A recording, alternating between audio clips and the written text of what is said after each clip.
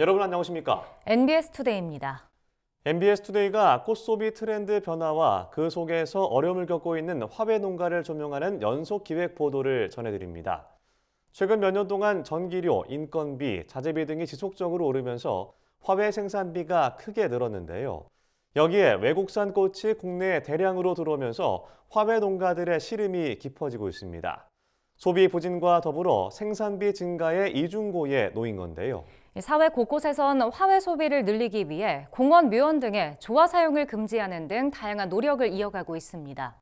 하지만 국내 화훼 산업을 실질적으로 보호하려면 수입산 꽃 관련 조치를 시행하는 등 보다 근본적인 대책이 마련돼야 한다는 목소리가 나오고 있습니다. 자세한 내용을 이은석 기자가 전해드립니다. 정수영 씨는 경기도 고양시에서 16년째 장미 농사를 짓고 있습니다. 장미를 재배하는 면적이 1000평에 달하지만 요즘 들어 정수영 씨 부부가 쓸 2명분의 생활비를 벌기도 벅찹니다. 문제는 높아진 생산비. 꽃을 키우는 데 들어가는 전기료, 인건비, 자재비 등이 줄줄이 인상되면서 농가 수익성이 낮아졌습니다. 특히 전기는 난방시설을 가동하는 데 쓰이는 등 농가 운영에 필수적이지만 꾸준히 전기료가 높아져 큰 부담을 느끼고 있습니다. 생산비가 10년 전 정도만 해도 생산비가 그다지 많이 안 들어갔는데 지금은 그 전기 요금이나 또 연료비 정도가 많이 올라서 굉장히 힘들고 거기다가 꽃값은 옛날이나 지금이나 별로 다를 바가 없어요. 농가 입장에서는 아주 참 말로 표현을 못할 만큼 다들 힘들어합니다. 수입산 꽃의 공세도 매섭습니다. 관세청이 발표한 화훼류 수입 실적을 보면 2015년 14,259톤이었던 수입 물량은 2024년 23,641톤까지 늘었습니다. 10년 만에 2배 가까이 증가한 것입니다. 저렴한 수입산 화훼가 대량으로 유입돼 시장을 잠식하면 그만큼 국산 꽃이 설 자리는 줄어 그 피해는 고스란히 국내 농가들에게 돌아옵니다.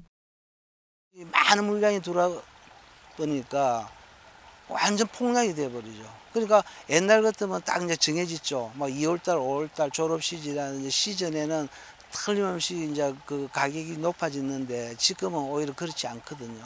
그러다 보니까 예측을 못 합니다.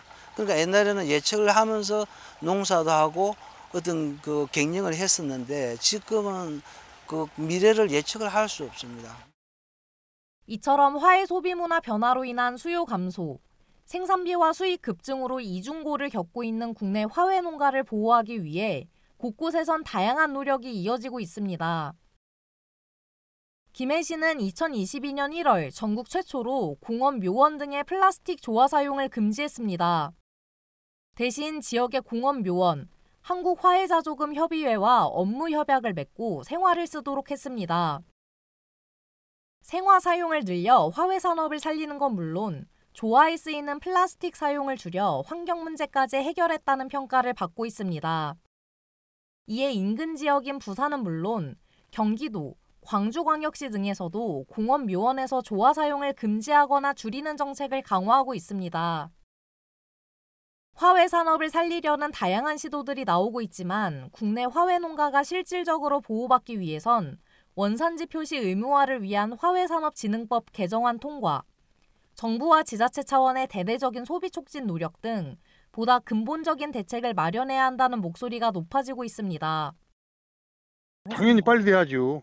그래야 화훼 농가도 조금 숨통이 트이지 좀. 그 농가들이 사실 겨울에 월동비, 난방비가 엄청 많이 들어가거든요. 그런 부분을 약간 지원해 준다든가 하우스 시설 개보수하는데 개보수 그런 사업을 조금 확대를 시켜서 농가가 골고루 혜택 받을 수 있게 해줘야 되는데 그런 부분이 좀 미비한 것 같아요. 따뜻한 봄이 눈앞으로 찾아왔지만 높아진 생산비와 수입꽃의 공세로 화훼 농가들의 마음은 여전히 춥기만 합니다.